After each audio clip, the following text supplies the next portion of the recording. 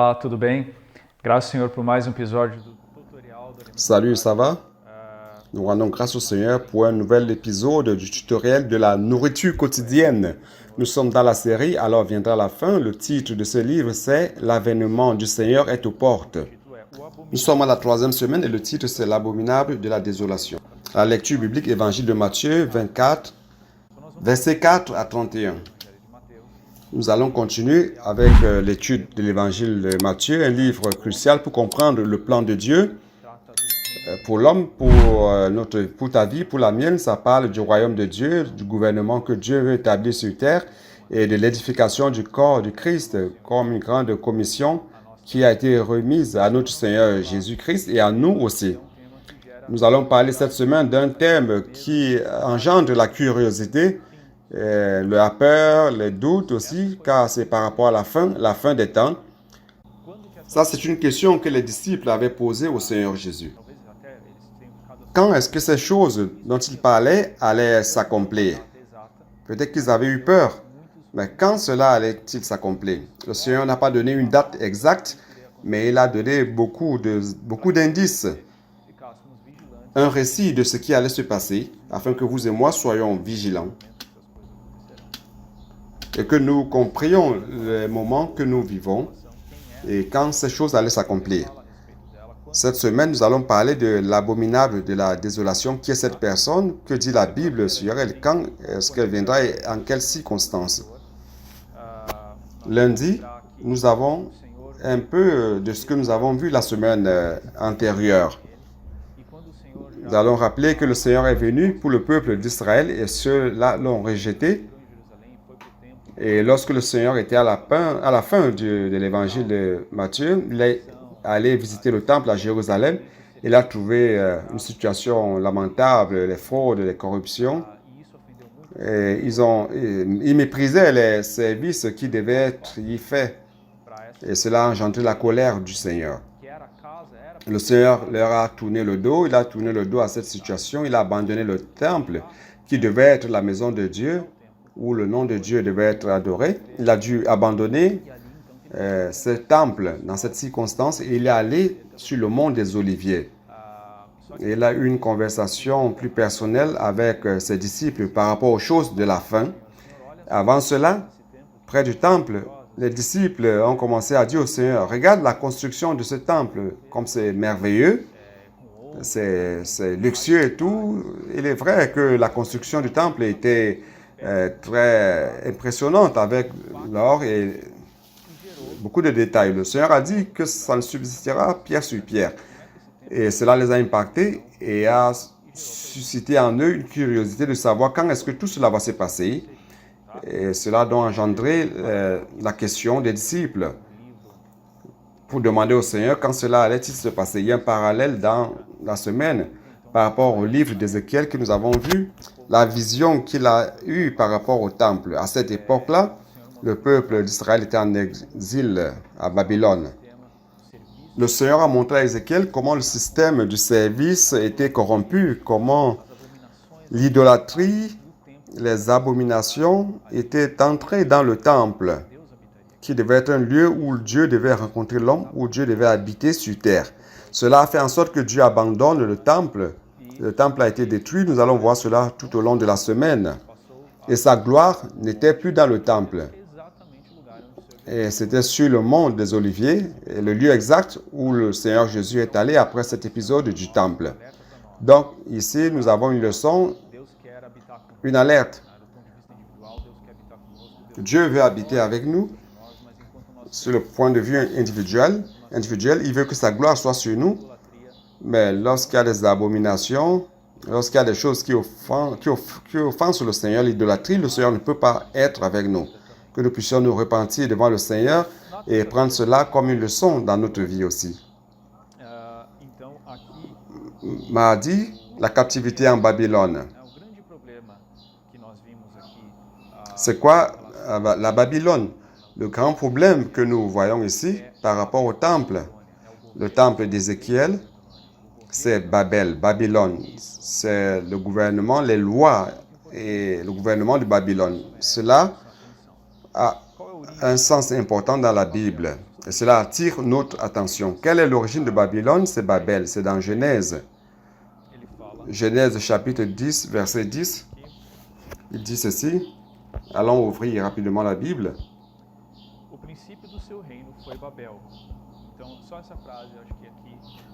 Il régna d'abord sur Babel. Donc cette phrase, c'est cette phrase qui contient le terme Babel. Alors, qui est-ce qui a régné donc à Babel? Il compte une histoire depuis le déluge. Vous vous rappelez des enfants de Noé, Sem, Cham et Japheth. Cham était le fils qui avait offensé Noé. Vous pourrez lire cet épisode dans la Bible. Et Cham a engendré Cush. Donc on va à la descendance. C'est au verset 8 de Genèse 10. Cush engendra aussi Nimrod. C'est lui qui commence à être puissant sur la terre. Il fut un vaillant chasseur devant l'Éternel. C'est pourquoi l'on dit, comme Nimrod, vaillant chasseur devant l'Éternel. Il régna d'abord sur Babel. Donc, on dit ici vaillant chasseur devant l'Éternel. Cela pourrait donner une impression que c'est quelque chose de positif. Mais ce n'était pas le cas. Le fait est qu'après le déluge, cette génération, après le déluge, avait encore la crainte de l'Éternel. Tout ce qu'ils ont vu, qui leur ont été transmis, et ce qui a été transmis de génération en génération, tout cela. Mais à partir de Nimrod s'est opposé à Dieu. Il a voulu avoir un gouvernement, une ville, une structure de vie totalement indépendante de Dieu et se confiant à sa propre capacité et habileté. Ça, c'est l'origine de Babel, de la Babylone. L'indépendance de Dieu, peut-être même plus que l'indépendance, peut-être même une haine par rapport aux choses de Dieu. C'est une tentative, une volonté de vivre loin de ce que Dieu a déterminé. Ils n'acceptent pas Dieu dans leur vie et tout cela. Donc ça, c'est le principe de Babel qui est grave et qui apporte des problèmes au peuple de Dieu d'une manière spéciale. Donc, Mardi dit aussi qu'il n'existe que deux royaumes. Le premier, l'Église, la réalité du royaume des cieux, où le ciel gouverne. Que le Seigneur puisse gouverner ta vie, puisse gouverner ta vie et ta famille.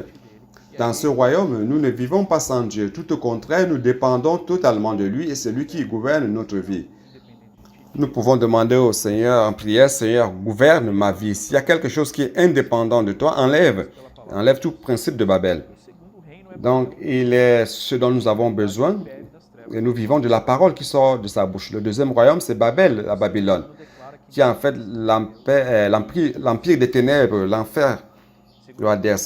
L'être humain a déclaré qu'il n'avait pas besoin de Dieu et qu'il pouvait vivre seul, selon ses politiques et son état laïque, et qu'il n'a rien à voir avec Dieu. Ce peuple qui se dit athée, indépendant de Dieu, dépend totalement de la nature et des choses que Dieu a créées. C'est un contresens. Et après, nous voyons aussi mardi un peu l'aspect de Babylone. Le côté extérieur, le gouvernement humain que nous avons aujourd'hui. Et dans l'Église, nous voyons l'influence que Babylone peut avoir dans l'Église tout au long des siècles. L'apogée de Babylone se Thyatire, vous pouvez voir dans Apocalypse 2. Le Seigneur a restauré à Sardes et Philadelphie, qui devait être l'Église désirée, l'Église dans laquelle Babylone n'a pas d'influence, où il n'y a pas de principes de loi et des règles de Babylone. Il est clair, l'aspect externe, l'aspect intérieur, nous devons faire attention afin que cela n'entre pas dans notre vie. Tout ce qui découle de cela, tous les signes de l'indépendance de Dieu doivent être rejetés par nous et traiter cela devant le Seigneur. Nous rendons grâce à Dieu car nous sommes dans la condition de Philadelphie qui est pure, sainte et qui vit par la parole du Seigneur et qui ne permet pas aux abominations d'entrer en son sein. Nous rendons grâce à Dieu, car elle est sanctifiée par la parole de Dieu. La parole de Dieu sanctifiée, nous vivons selon la parole, nous aimons la parole, et cette parole est capable de nous nettoyer de toute complication, nous sanctifier et nous transformer. Mardi, c'est un peu la suite du thème de Babylone, et quand cela va se terminer. Babylone va se terminer, avec la fin, la grande tribulation. Nous voyons ici que la vision, la bataille d'Armageddon, la bataille finale de la grande tribulation à la fin, qui est relatée dans le livre de Daniel aussi et de l'Apocalypse. C'est là où les lois de Babel auront leur fin, car le royaume du Seigneur, le royaume de 1000 ans, va commencer juste après la grande tribulation. Et selon le livre de Daniel aussi, nous avons vu cette statue qui représente les gouvernements humains tout au long des siècles, sera détruite, sera réduite en poussière à travers d'une pierre. Et cette pierre deviendra une grande montagne qui est le royaume du Seigneur. Donc ça, c'est la fin du gouvernement babylonien, sans aucun doute. Nous ne voulons pas appartenir au principe de Babylone. C'est un avertissement au peuple de Dieu. Ça vaut la peine aujourd'hui, comme on dit, de restreindre notre chair, ne pas permettre aux éléments de Babylone vivre en nous ni dans la vie d'Église. Au contraire, permettons à la parole nous nettoyer et nous sanctifier. Ça, c'est la première partie. Et mercredi, la deuxième partie, page 44, nous allons parler du temple. Le temple du Seigneur était un désir que le roi David avait. Il a dit, j'habite dans une bonne maison et mon Dieu n'a pas de maison dans laquelle habiter, comme si Dieu avait besoin de la maison. Mais ce qui est sûr, c'est que le cœur de David était, dans son cœur, il voulait avoir une proximité avec Dieu, afin que Dieu habite au milieu de son peuple. C'était un principe qu'on avait déjà dans le temple, dans le tabernacle avec Moïse. Dieu veut être avec son peuple, comme il veut être avec nous aussi. Et dans le royaume, comme nous allons voir, nous serons avec le Seigneur pour toujours. Donc, ce n'est pas un Dieu distant, un Dieu proche qui veut être près de nous. Le roi David a manifesté sa volonté avec le prophète Nathan, au prophète Nathan, et il a dit au l'éclair, consultez le Seigneur. Et lorsqu'il a consulté le Seigneur, le prophète s'est rendu compte que Dieu ne voulait pas que David construise le temple et que ce serait son fils Salomon, car David était impliqué dans les guerres, il a versé beaucoup de sang, et Dieu a voulu que ce soit Salomon qui le fasse, qui construise le temple. Et donc, David a préparé le matériau pour l'édification, que tout soit prêt pour le roi Salomon afin de l'édifier. Alors, quel était le lieu choisi par Dieu pour ériger le temple? C'est intéressant parce que lorsque nous prenons plusieurs livres de la Bible, des références différentes, nous voyons que ce lieu, c'est le lieu qui est mentionné lorsque David avait commis un grand péché devant le Seigneur, lorsqu'il a recensé le peuple. Il voulait savoir comment était grand son peuple. Cela a offensé le Seigneur et il y a eu une plaie parmi le peuple d'Israël. David, donc, contrit, a été repris par le Seigneur.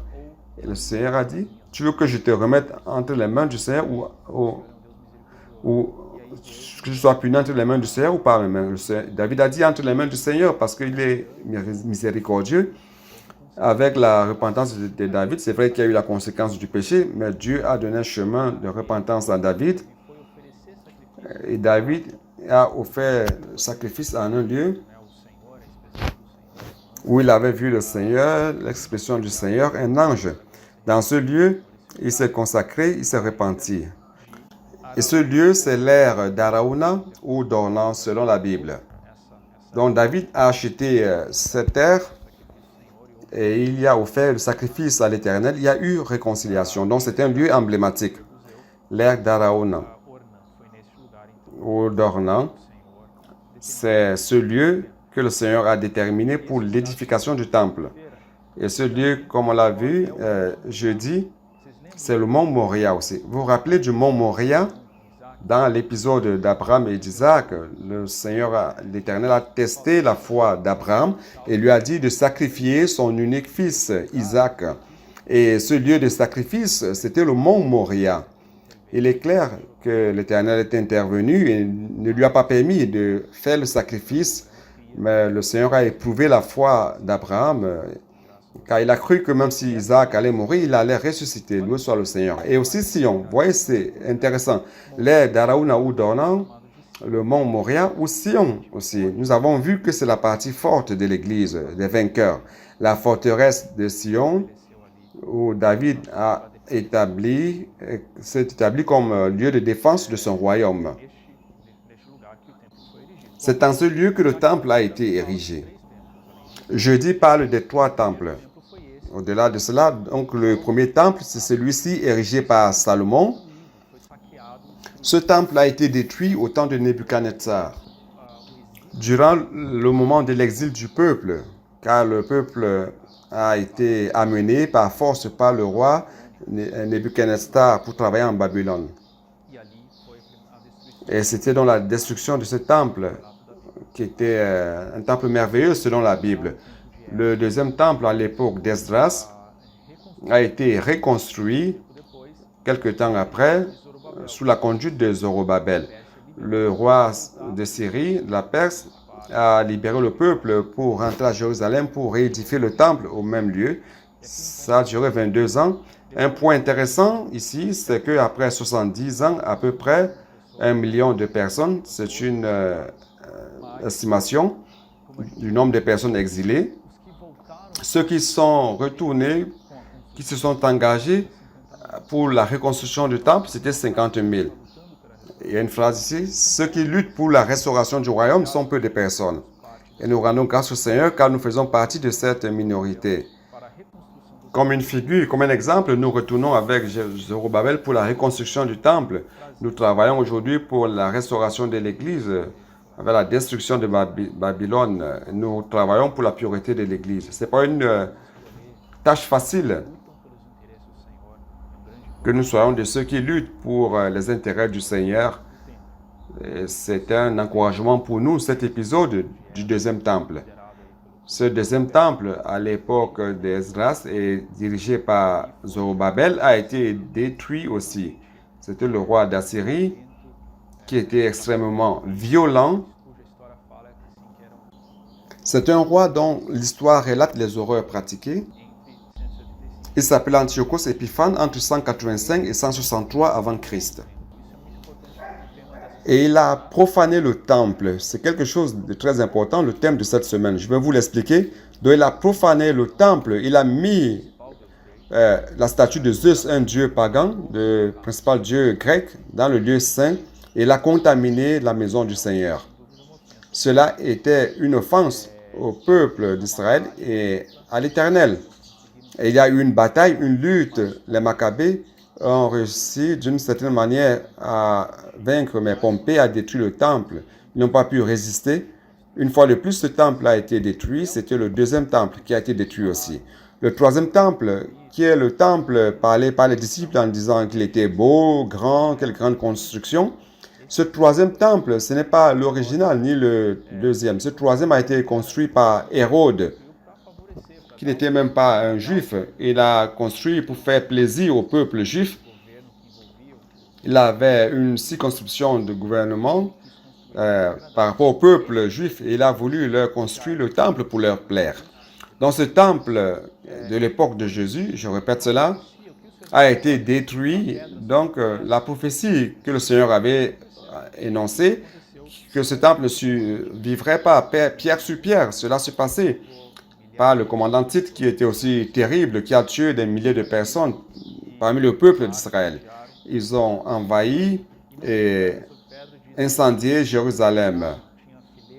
L'histoire dit qu'il n'est pas resté pierre sur pierre car il y avait des pierres, de l'or entre les pierres. Ils ont donc retiré les pierres pour retirer de l'or. Donc c'est pour cela que rien n'est resté, seul le mur que Hérode avait construit, une partie de ce mur qui est resté, tout au long du temps. Et aujourd'hui, c'est le mur de la lamentation, le mur fameux. Et à la place du mont Moria, qui est l'ère d'Araúna ou d'Ornan, le mont Sion, qui est ce même lieu. Et tous ces noms parlent du même lieu. Et ce que nous avons aujourd'hui en ce lieu, c'est le dôme du rocher, qui est un temple, un lieu d'adoration des musulmans. Et c'est en ce lieu où, selon la Bible, doit se faire l'édification du troisième temple, au temps de la fin. car la Bible dit que les sacrifices quotidiens seront restaurés en ce lieu, au temps de la fin. Donc, d'une certaine manière, le temple du peuple juif, le temple établi par Dieu dans la Bible, doit être érigé de nouveau, reconstruit. Et théoriquement, selon ce que nous interprétons, selon la Bible, c'est en ce lieu que ce sera reconstruit. Mais le problème, c'est qu'il y a déjà une autre construction qui contient un lieu sacré pour les musulmans. C'est alors que l'Antéchrist va entrer en jeu. Avant de se manifester comme Antéchrist, il va signer un pacte d'accord avec les musulmans et les juifs et va permettre que cela puisse se passer. Seulement, après la construction du temple, après 3 ans et demi de cette alliance, il va rompre cette alliance et il va commettre un sacrilège. Il va profaner le temple. Il va mettre une statue dans le temple, une bête que nous allons voir. Nous allons voir un peu plus de ce thème samedi. Donc, c'est ce qui va se passer. C'est le contexte physique par rapport au temple qui est lié au temps de la fin aussi. Donc, vendredi, le frère Pedro nous a aidé de manière didactique à comprendre le chapitre 24. Nous pouvons diviser cela en 3 sessions. Une première session destinée aux Juifs qui se trouve entre les versets 4 et 31 et qui doit être interprétée de manière littérale. Et une autre session qui concerne l'Église entre les versets 32 et 30 qu'on doit interpréter spirituellement. Et la dernière session aux gentils, aux païens, aux nations, entre les versets 31 et 46, avec une interprétation littérale. Donc, ici, le Seigneur parle par rapport à plusieurs éléments. Lorsque les disciples ont posé la question, il parle de plusieurs éléments de la fin des temps, ce qui va se passer, tant pour les Juifs, pour les païens, comme pour l'Église. Donc, ces 3 sphères sont abordées dans ce passage de Matthieu 24. Mais je voudrais mettre l'accent en ce jour sur l'évangile du royaume. Bien qu'on parle de la session des Juifs, c'est nous qui prêchons l'évangile du royaume, l'Église. Nous sommes responsables pour prêcher l'évangile du royaume. Et l'évangile du royaume, je le répète, c'est vivre, c'est réel, c'est un gouvernement. Ce n'est pas seulement la grâce, mais c'est l'évangile en permettant au Seigneur de gouverner notre vie, libre de toute indépendance venant de Babylone.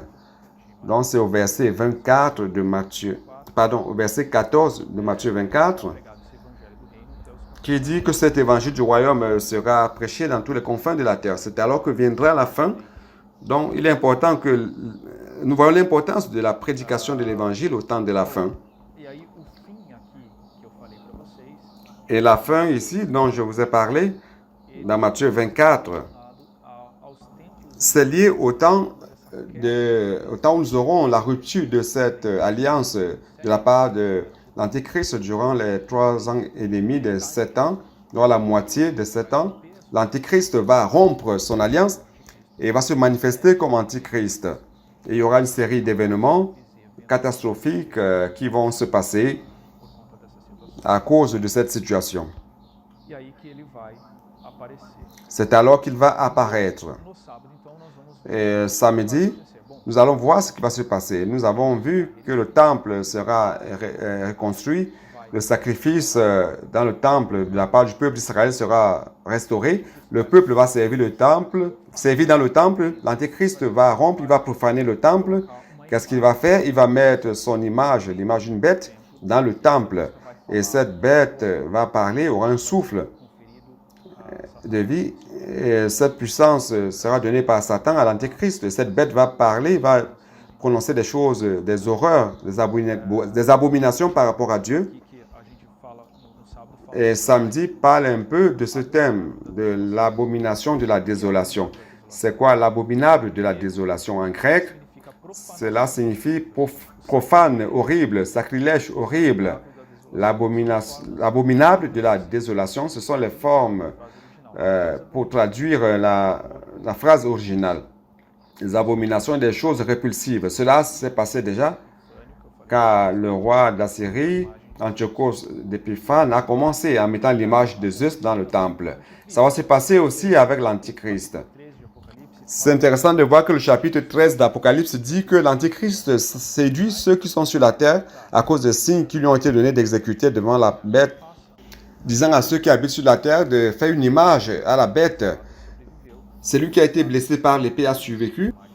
Il lui a été donné de transférer le souffle à l'image de la bête, afin que non seulement l'image parle, mais qu'il fasse mourir ceux qui n'adorent pas l'image de la bête. Donc l'abominable de la désolation qui est mentionné ici par le Seigneur dans Matthieu 24, c'est l'image de l'Antéchrist.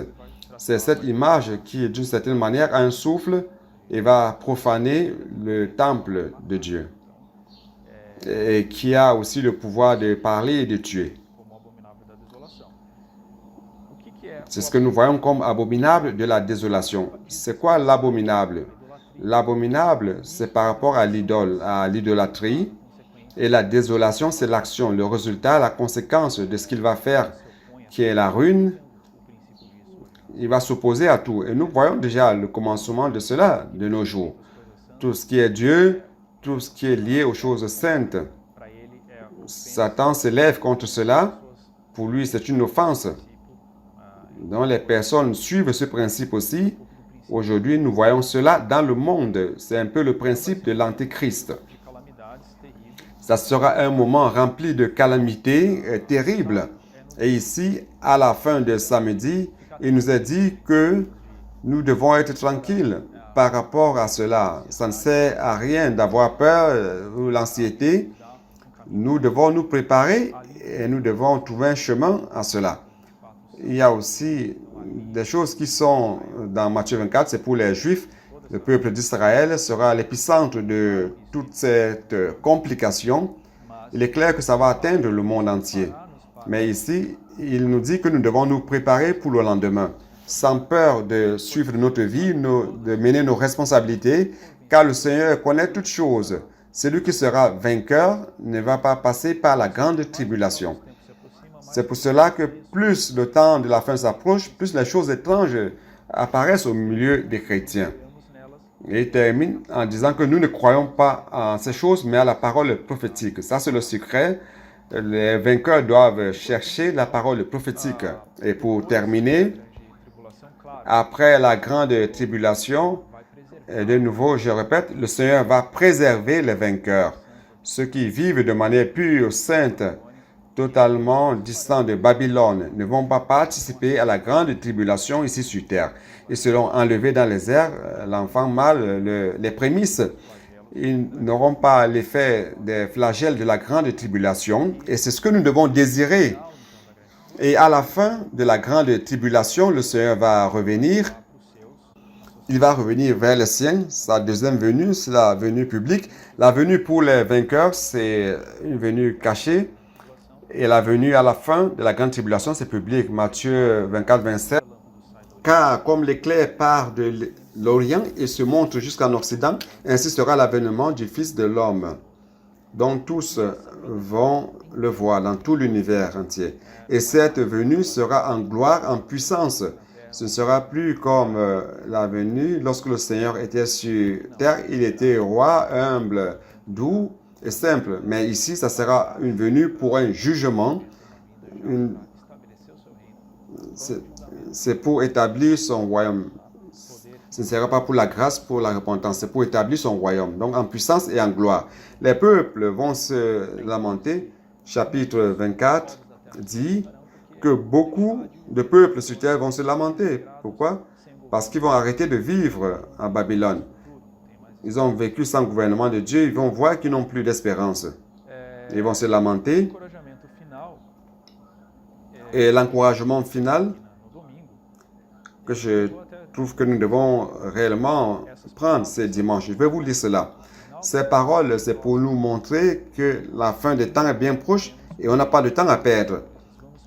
Nous ne nous occupons pas trop par les autres choses. Prêchons l'évangile, conduisons les personnes au salut, sauvons-les et prenons soin d'elles pour les édifier dans l'Église. Ce n'est pas pour rien que le Seigneur nous a donné tant d'outils et de services dans la vie d'Église. Tout cela, c'est pour l'édification de l'Église afin que le Seigneur revienne. Il ne reviendra que lorsque l'Église sera édifiée. Faisons tout pour participer au service des Églises. Et si quelqu'un est dans un service, il doit chercher à participer à d'autres, car dans l'Église, il n'y a pas d'exclusivité. Et le dernier paragraphe très précieux, ça c'est la réalité de Philadelphie, c'est la réalité de ceux qui vont ramener le Seigneur, ceux qui seront préservés de ce moment terrible qui va se passer sur la terre, qui est la grande tribulation. Donc, luttons. Nous sommes les travailleurs de la dernière heure. Le Seigneur nous a mis dans ce contexte, ce n'est pas pour rien. Le Seigneur a un objectif pour nous tous, afin que nous travaillions ici pour l'édification de l'Église, distant des principes de Babel, de la loi de Babel, du gouvernement de Babel, totalement soumis au gouvernement du Seigneur, dépendant du Seigneur. C'est ce qu'il espère de nous. Nous rendons grâce au Seigneur, que le Seigneur soit avec chacun de vous.